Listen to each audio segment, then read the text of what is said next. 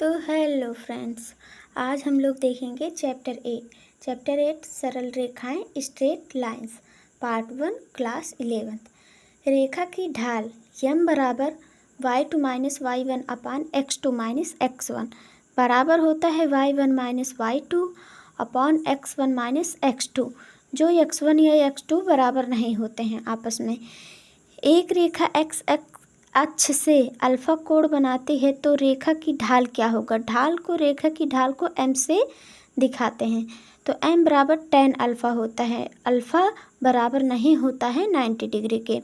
m1 व m2 ढालों वाली रेखाओं L1 या L2 के बीच कोण थीटा हो तब tan थीटा बराबर क्या होता है, मॉड में m2 minus m1 upon 1 plus m1 into m2 mod. उसके बाद 1 प्लस m1 m2 बराबर नहीं होना चाहिए 0 के। अब देखते हैं ए बी और सी संरेख होते हैं यदि ए बी की ढाल बराबर होती है बी सी की ढाल के। तो अब हम देखेंगे पार्ट 2 स्ट्रेट लाइंस का ही पार्ट 2। बिंदु x1 y1 व x2 y2 से जाने वाली रेखा का समीकरण क्या होता है। y माइनस y1 बराबर y2 minus y1 upon x2 minus x1 into x minus x1।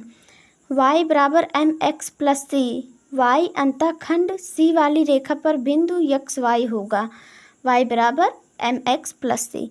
ढाल यम रेखा x अंतःखंड D बनाती है जब y बराबर होता है यम ब्रैकेट में x माइनस डी।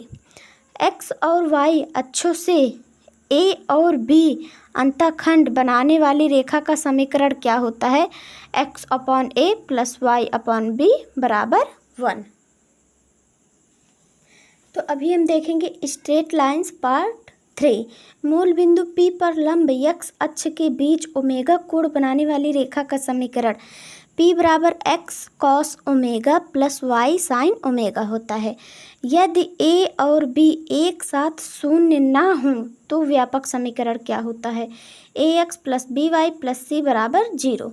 बिंदु x1 y1 से रेखा ax plus b y plus c बराबर 0 की लांबिक दूरी क्या होती है, d बराबर मॉड में a x1 plus b y1 plus c mod बंद।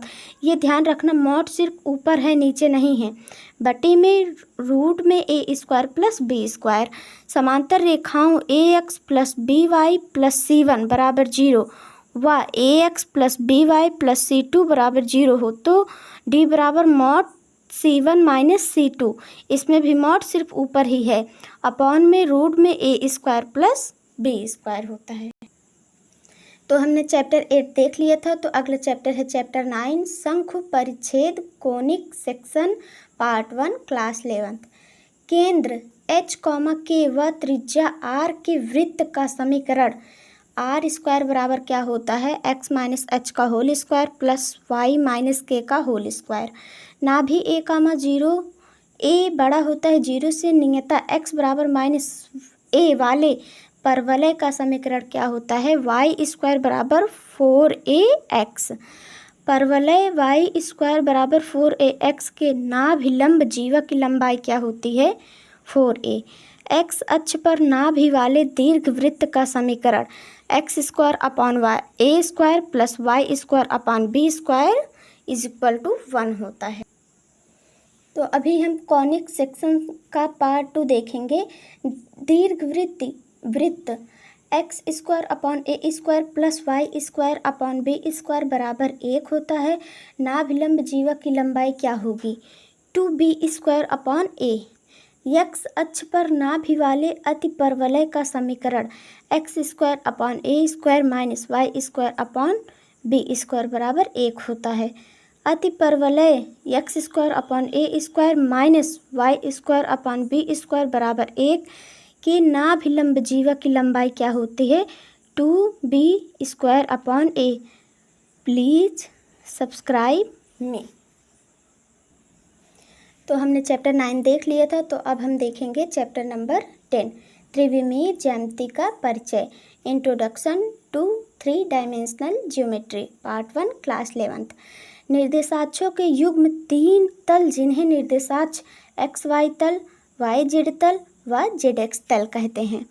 एक्स अक्ष पर किसी बिंदु के निर्देशांक x, 0 0 0, 0, y अक्ष पर किसी बिंदु के निर्देशांक 0, y, 0, z अक्ष पर किसी बिंदु के निर्देशांक 0, 0, z। ये याद रखना, अगर x कहेगा तो पहला x बाकी दोनों 0, y कहेगा तो बीच वाला y बाकी दोनों 0, z कहेगा तो लास्ट वाला z बाकी दोनों 0।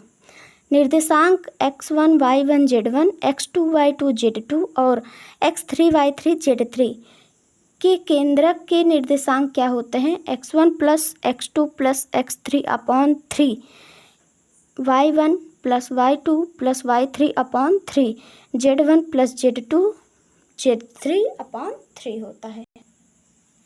तो इंट्रोडक्शन टू 3 डायमेंशनल ज्योमेट्री का पार्ट 2 अब हम देखेंगे।